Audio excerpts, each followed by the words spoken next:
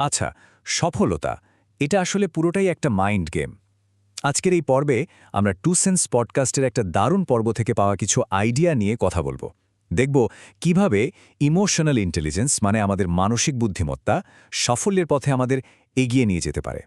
তো চলুন শুরু করা যাক। আর শুরুতেই ওয়ারেন বাফেটের একটা অসাধারণ কথা শোনাই। উনি বলছেন যে এমন একটা স্কিল আছে যেটা কোনো মানুষের ভ্যালু বা মূল্যকে এক লাফে 50% পর্যন্ত বাড়িয়ে দিতে পারে। একবার ভাবুন তো, কোন সেই স্কিল হতে পারে যেটা আমাদের কেরিয়ারের মূল্য এতটা বাড়িয়ে দেবে? কোনো বিশেষ ডিগ্রি, নাকি অন্য কোনো টেকনিক্যাল স্কিল?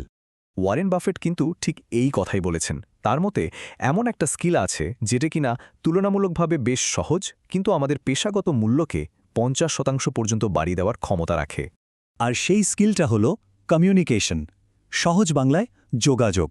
মানে ব্যাপারটা অনেকটা এরকম, আমাদের ভেতরে যত দক্ষতাই থাকুক না কেন, কমিউনিকেশন স্কিল হলো সেটার বাইরের প্যাকেজিং।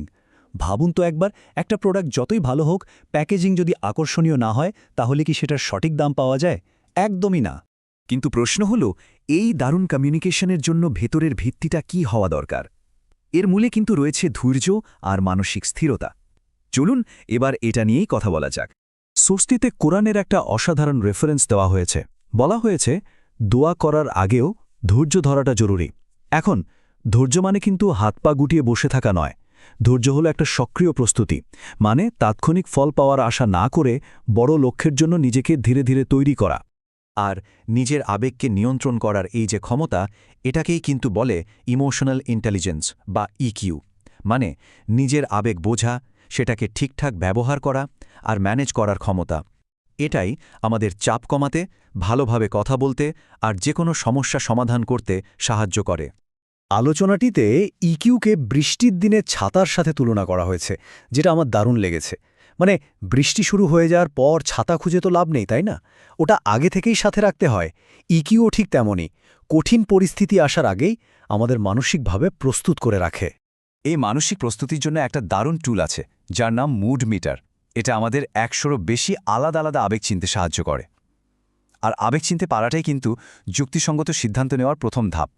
এখন মনে হতে পারে, এতগুলো আবেগ চিনে কী লাভ? লাভটা হলো, এতে আমাদের মস্তিষ্ক হুট করে আবেগ দিয়ে রিয়্যাক্ট করার বদলে যুক্তি দিয়ে রেসপন্ড করতে শেখে।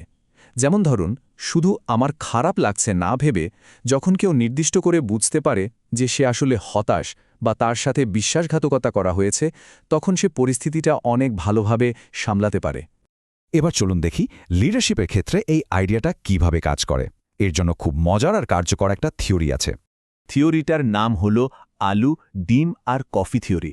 ভাবুন, ফুটন্ত গরম জল হলো একটা কঠিন পরিস্থিতি। এর মধ্যে আলু দিলে সেটা নরম হয়ে যায়, ডিম দিলে ভেতর থেকে শক্ত হয়ে যায়, আর কফি দিলে কফি কিন্তু পুরো জলটাকেই বদলে দেয়, নিজের রং আর গন্ধে ভরিয়ে তোলে। তিনজনই কিন্তু একই কঠিন পরিস্থিতির মধ্য দিয়ে যাচ্ছে, কিন্তু তাদের প্রতিক্রিয়া একেবারে আলাদা। একজন ভালো লিডারকেও ঠিক এই তিনজনের মতোই হতে হয়। পরিস্থিতি বুঝে সিদ্ধান্ত নিতে হয়, কখনো আলুর মতো নরম হতে হয়, সবার সাথে মানিয়ে চলতে হয়, কখনো আবার ডিমের মতো ভেতর ফেতে কঠিন আর দৃঢ় হতে হয়, আর কখনো কখনো কফির মতো নিজের গুণে পুরো পরিবেশটাই বদলে দিতে হয়। যেমন ধরুন এগ থেরাপি।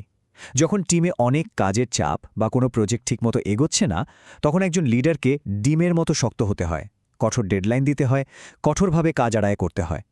পরিস্থিতি বুঝে নিজের এই রূপ বদলানোর ক্ষমতাই কিন্তু হাই ইকিউয়ের আসল পরিচয়। অন্যকে পরিচালনা করার আগে যে নিজেকে পরিচালনা করাটা কতটা জরুরি, চলুন এবার সেই দিকে একটু নজর দেয়া যাক। সোর্সটিতে বক্তা একটা খুব ব্যক্তিগত গল্প বলেছেন।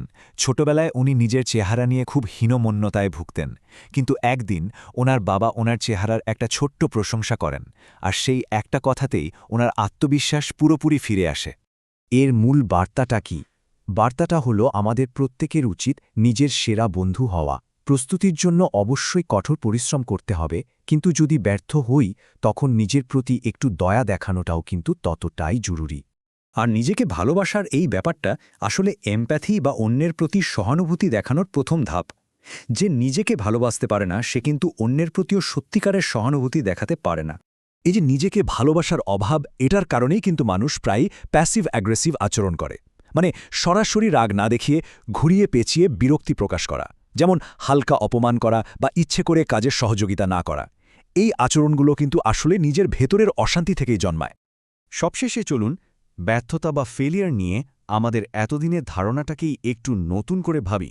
ভারতের প্রাক্তন রাষ্ট্রপতি ডক্টর এপিজে আব্দুল কালাম খুব সুন্দর একটা কথা বলতেন, FAIL বা ফেল মানে হল ফার্স্ট অ্যাটেম্পট ইন লার্নিং, অর্থাৎ শেখার প্রথম প্রচেষ্টা। একবার ভাবুন, ব্যর্থতাকে যদি আমরা এভাবে দেখতে শুরু করি, তাহলে ফলাফল যাই হোক না কেন, শেখার ইচ্ছেটা কিন্তু কখনোই মরে যাবে না, বরং এটা আমাদের আরও সহনশীল করে তুলবে আর সামনে এগিয়ে যাওয়ার শক্তি দেবে। আমরা তো দেখলামই বাবার বলা একটা ছোট্ট পজিটিভ কথা কিভাবে কারো জীবনটাই বদলে দিতে পারে। তাহলে এবার একটু উল্টোটা ভাবা যাক, তাই না? আমাদের নিজেদের ভেতরে, মানে আমাদের মাথায় সারা দিন ধরে যে নেগেটিভ কথাবার্তা চলতে থাকে, যেটাকে আমরা নেগেটিভ সেলফ টক বলি, সেই কথাগুলো প্রতিদিন প্রতি মুহূর্তে নীরবে আমাদের কতটা ক্ষতি করে চলেছে।